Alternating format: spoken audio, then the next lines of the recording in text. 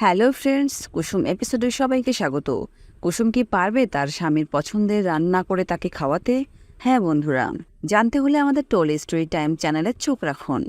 গাঙ্গুলি বাড়ির নিয়ম লক্ষ্মী পুজো ব্রত রেখে তাদের স্বামীর পছন্দের রান্না করে খাওয়াতে। তাই ইন্দ্রাণী গাঙ্গুলিও আজ রান্নাঘরে ঢুকে পড়েছে রাজের পছন্দের খাবার রান্না করতে।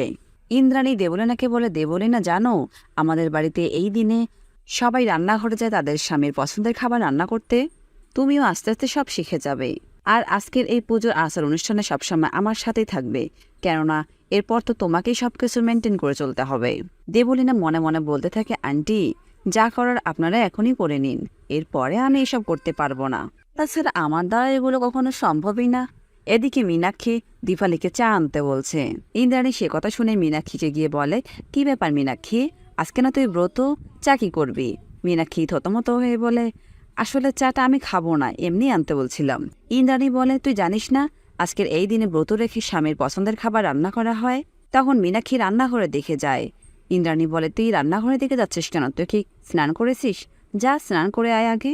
এরপর ইন্দ্রাণী গাঙ্গুলি রান্নাঘর যায় রাজার জন্য রান্না করতে। কুসুম এসে বলে, দেবীমা আপনি রান্না করছেন, আপনি সরেন, আমি রান্না করে দিচ্ছি।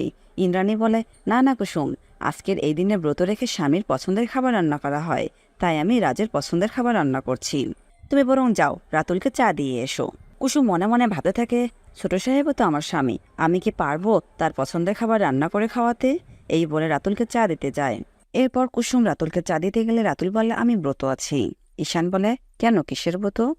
রাতুল বলে, আজকের এই দিনে সব স্ত্রীরা যদি স্বামীর মঙ্গল কামনায় ব্রত থাকতে পারে, তাহলে সব স্বামীরও উচিত স্ত্রীর মঙ্গল কামনায় ব্রত থাকা, তাই আমিও আজকে ব্রত আছি। এরপর কুসুম সেখান থেকে চলে আসে আর মনে মনে ভাবতে থাকে, আমি কি সবাইকে ঠকাচ্ছি? রাতুল, ছোট সাহেব, দেবীমা, আমার উচিত সবাইকে সবটা বলে দেওয়া।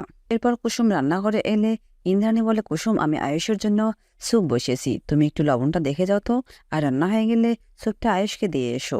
তখন কুসুম মনে মনে ভাবতে থাকে, ভগবান আমার দিকে তাকিয়েছে, আমি ছোট সাহেবের পছন্দের খাবারটা তাহলে রান্না করে খাওয়াতে পারবো।